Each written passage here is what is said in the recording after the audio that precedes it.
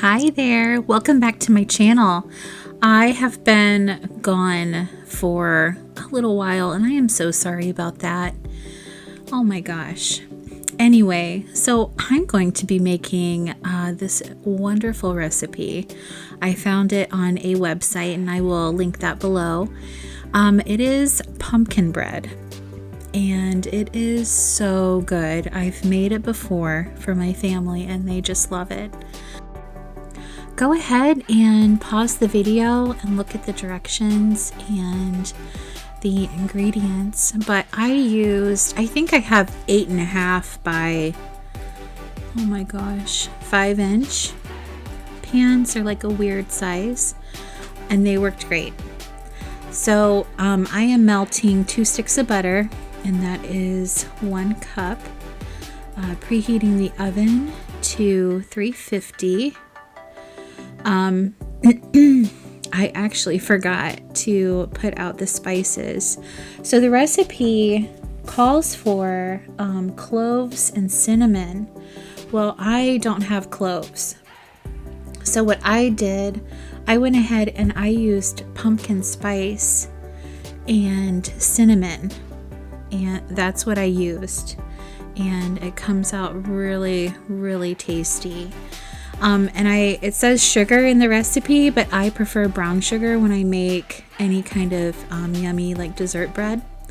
That calls for 2 cups of sugar, and I am using half a cup measuring cup because that's what will fit in my storage containers for my flour and sugar. I'm just so happy that you all are back to watching my videos. I just had just life happening. We get busy and kind of forget to do things that we enjoy, and I really truly enjoy doing these videos. I think they're fun and neat, and I just like meeting new people and having new friends. Now we're gonna put in, I think I put in the butter. So there it is, nice and melted. I poured that in and kind of mixed it in the sugar.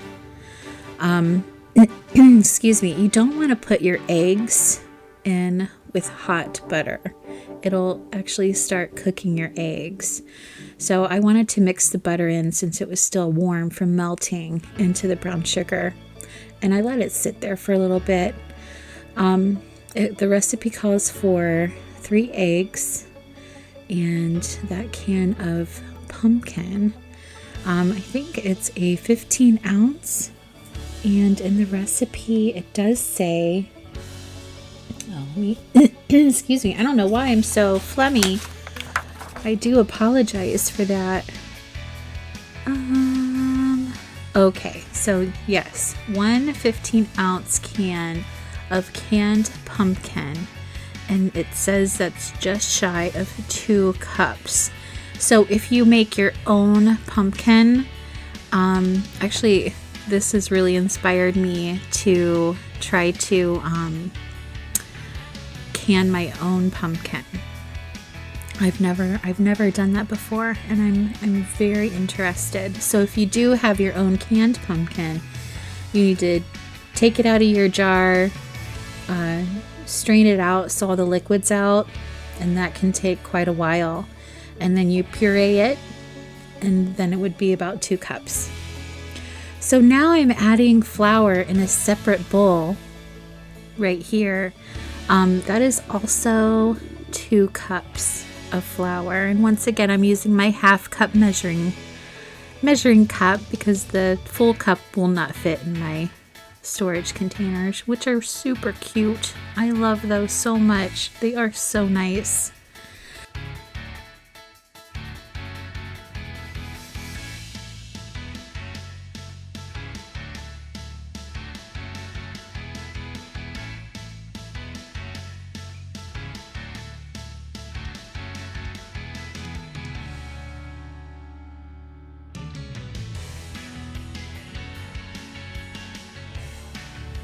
Welp, I forgot to put the pumpkin in, so I'm going to add that in real quick.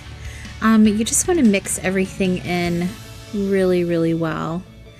And then we're going to go back to the dry ingredients. I'm actually thinking about taking you guys along when I do preserve some pumpkin pieces from other videos from other wonderful creators where they do a lot of canning. They suggested not pureeing the pumpkin before you can it. So if y'all want to come with me canning pumpkin, it'll be the first time I do it, like I mentioned before. But you cube it up and can it that way, and I'm pretty excited to try that. So let me know in the comments below if you want to come along with that. I also want to go through our new food storage area. Like with the old house, it's down in the basement too, but we actually have two separate places for food storage, and I would like to give you guys a tour of that. Now in the recipe it does not call for any vanilla, so I just added a little bit. You kind of just feel for it, I guess. I don't know. That's how I cook and bake usually. You know, if something like with the spices, I didn't have cloves, so I went ahead and used pumpkin pie spice and cinnamon. So it's just how I do things, and it's worked so far. But I did just sprinkle some vanilla in with the wet ingredients and mix that in there. So it does call for, let's see, it calls for 1 teaspoon of baking soda, and that's what I had in that one jar. And then half of teaspoon of baking powder. And I went ahead and put that in with the flour, with the dry ingredients. I don't know if you can read that, but it does call for half a teaspoon of kosher coarse salt. So I do use a lot of kosher salt with my canning and when I make sauerkraut. So I just had that in that one jar. And then I believe that's pumpkin pie spice instead of the cloves. If you have cloves and cinnamon, awesome, use that. But I really like the flavor of the pumpkin pie spice. So the recipe calls for 1 teaspoon of clove and 1 teaspoon of cinnamon. So instead of clove, I did the pumpkin pie spice, and I also did add cinnamon. So we really enjoy cinnamon in our recipes. And oh gosh, I can't wait to show you the finished product. So just keep along with me while we bake this. I'm just lightly stirring the dry ingredients up so they're all mixed up together.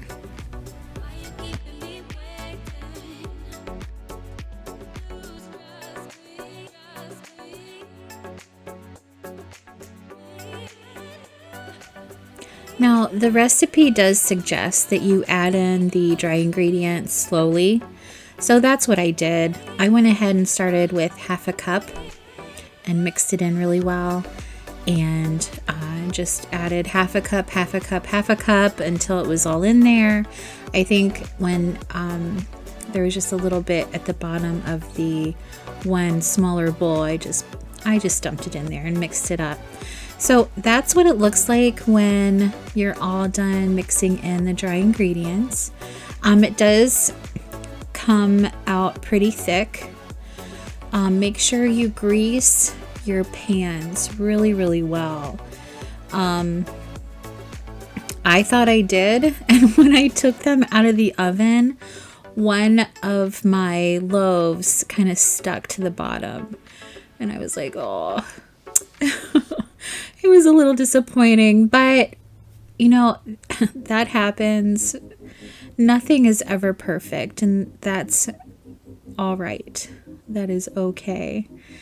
So remember, the oven is preheated to 350. This recipe does say for the size pan I have to bake for 40 to 50 minutes. And I have noticed when I bake that my stuff needs a little longer. So I put it in for 50, and we'll see after 50 minutes how they're looking.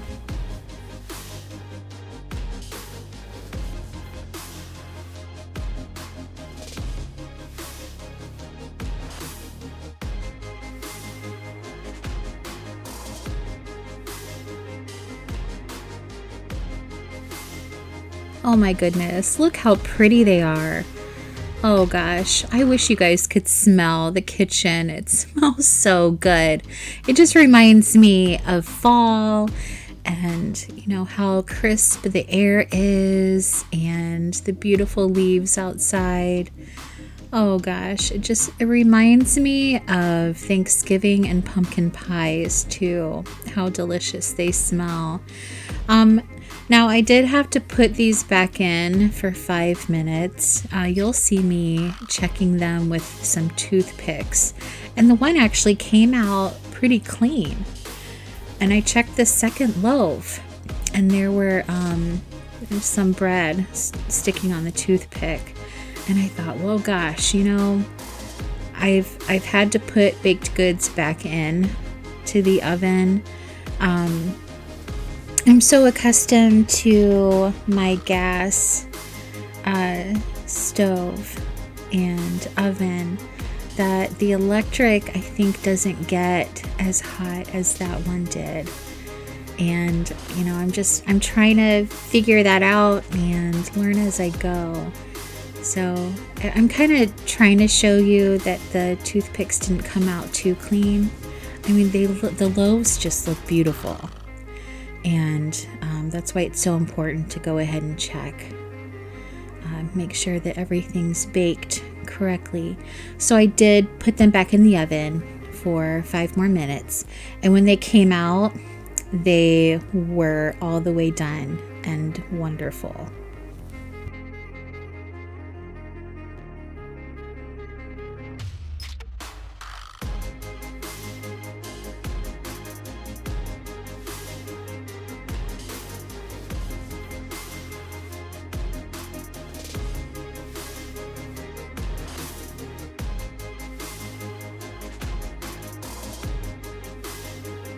Oh, look at those. Well, I went ahead and rechecked them and they were perfect. So good. So once again, let them cool. If you have a cooling rack, awesome. Use that. Like I said, I just used the top of my stove to let them cool. You let them cool off for about 15 minutes, and then you tip them over on a cutting board and flip them back over. And maybe instead of just greasing your loaf pans, you might want to put some oil and flour, because like I said, the one did stick to the bottom and kind of fell apart a little bit, but it was still so good. And I just want to say thank you for joining me today. What a blessing it is to have this channel and have the ability to do this with you guys, my friends. And they just came out lovely. Look at that. So give it a go, give it a try. I'll leave the recipe in the link below, and check that out and let me know if you made it and how yummy it is. I hope you have a very blessed day, and I appreciate all of you so much. Bye-bye.